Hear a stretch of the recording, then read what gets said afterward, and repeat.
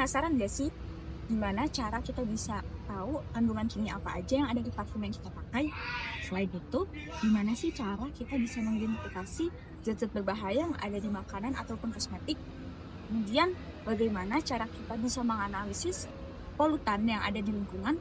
Ataupun gimana sih cara kita bisa nemuin jejak obat-obatan terlarang yang ada di dalam tubuh kita? Nah, jawabannya ada pada sebuah alat canggih yang bernama GC-MS. GC-MS merupakan kombinasi dari dua teknik yang sangat kuat, yaitu gas kromatografi atau GC yang memisahkan komponen-komponen dalam sampel dan mass spectrometry atau MS yang mengidentifikasi masing-masing komponen berdasarkan massa jenisnya. Yuk kita kupas lebih dalam apa itu GC-MS. Salah satu komponen penting dari instrumen GC-MS adalah MS atau mass spektroskopi. Mass spektroskopi merupakan suatu teknik untuk mengetahui komposisi dari suatu senyawa dalam sampel berdasarkan pengukuran massa molekulnya. Di dalam mass spektroskopi, molekul-molekul dari senyawa sampel ditembakkan oleh berkas elektron menjadi bentuk ion-ionnya. Ion-ion ini kemudian disortir menggunakan mass analyzer berdasarkan rasio massa permuatannya. Ion-ion yang sudah disortir akan dibaca oleh detektor dan data-data yang didapatkan akan diproses oleh komputer menjadi spektrum massa atau sidik jari molekul yang dapat digunakan untuk menganalisis komposisi.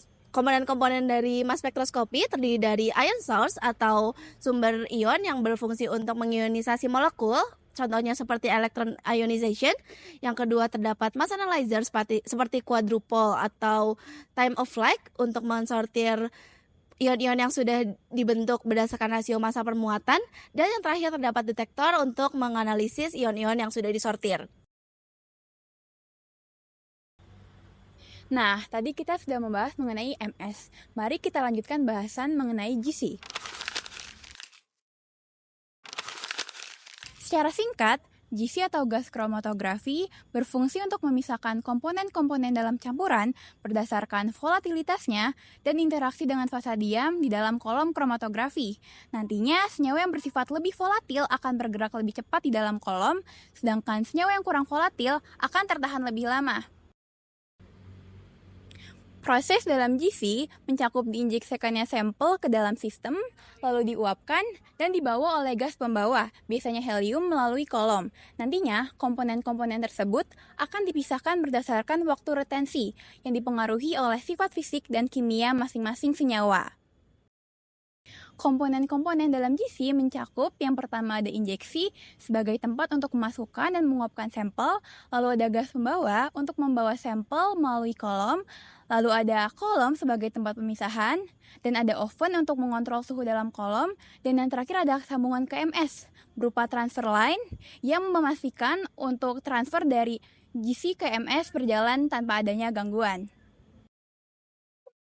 Tadi sebelumnya kita sudah mendengarkan penjelasan tentang apa itu alat GC dan alat MS. Nah, bagaimana jika kedua alat ini digabungkan, maka akan lahirlah alat GC-MS. Alat GC-MS sendiri merupakan alat analisis yang memiliki beberapa fungsi. Di antaranya untuk mengidentifikasi senyawa volatil dan semi-volatil, menentukan berat molekul, dan juga untuk mengidentifikasi struktur senyawa kimia.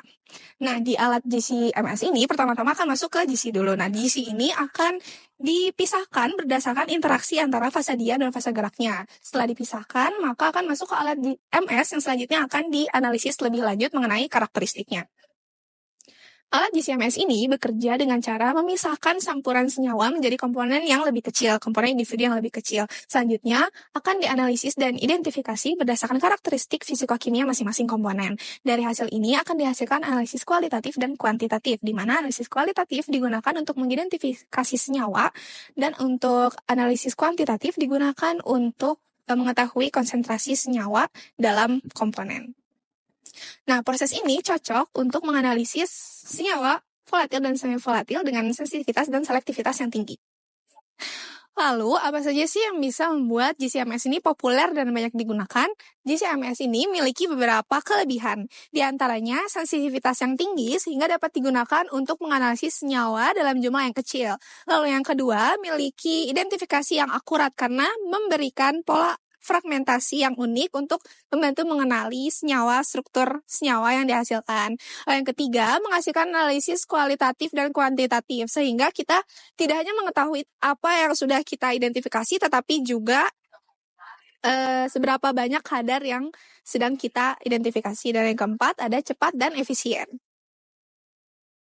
Di mana ada kelebihan, di situ ada kekurangan. Selanjutnya untuk kekurangan dari GCMS ini sendiri, yang pertama itu terbatas hanya untuk senyawa yang volatil dan semi volatil. Jadi untuk senyawa-senyawa yang non volatil tidak efektif jika digunakan dengan GCMS. Lalu membutuhkan biaya yang tinggi, preparasi sampel yang lama, lalu pemilihan kolom juga penting karena dapat mempengaruhi hasil yang didapatkan. Dan untuk kekurangan yang terakhir itu adalah sulit untuk jika dianalisis untuk campuran kompleks, karena campuran kompleks memiliki sifat fisik yang mirip. Di bidang pertambangan, GCMS ini dapat digunakan untuk menganalisis evolusi tar di zona reaksi gasifikasi batubara bawah tanah. Tar merupakan produk samping dari proses gasifikasi. Tar ini dapat bermigrasi ke air tanah melalui pori-pori batuan yang dapat menyebabkan polusi jangka panjang. Selain itu, kondensasi tar juga dapat menyebabkan penyumbatan pipa gas yang dapat meningkatkan resiko ledakan loh. Maka dari itu, dengan mengetahui evolusi tar selama proses reaksi, tentunya dapat mengembangkan strategi yang lebih efektif dalam mengendalikan polusi dan meningkatkan efisiensi sistem tambang. Di industri makanan dan minuman, GCMS digunakan untuk mengidentifikasi bahan aditif, rasa, serta bau yang ditambahkan ke produk, dan untuk mendeteksi kontaminan atau bahan berbahaya. GCMS membantu memastikan keamanan produk makanan dan minuman dengan mendeteksi senyawa yang mungkin berbahaya atau tidak terdaftar dalam label produk. Sebagai contoh, pada penelitian yang telah dilakukan oleh Dolgetty dan rekan-rekannya pada tahun 2011 mengenai penggunaan GCMS pada industri makanan untuk mendeteksi senyawa volatil seperti karbon monoksida pada produk ikan, terutama ikan tuna yang diolah untuk mempertahankan warna cerahnya. Nah, sekarang teman-teman udah tahu kan apa itu GCMS dan aplikasinya? Semoga informasi tadi bisa bermanfaat untuk teman-teman ya. Terima kasih. Dadah!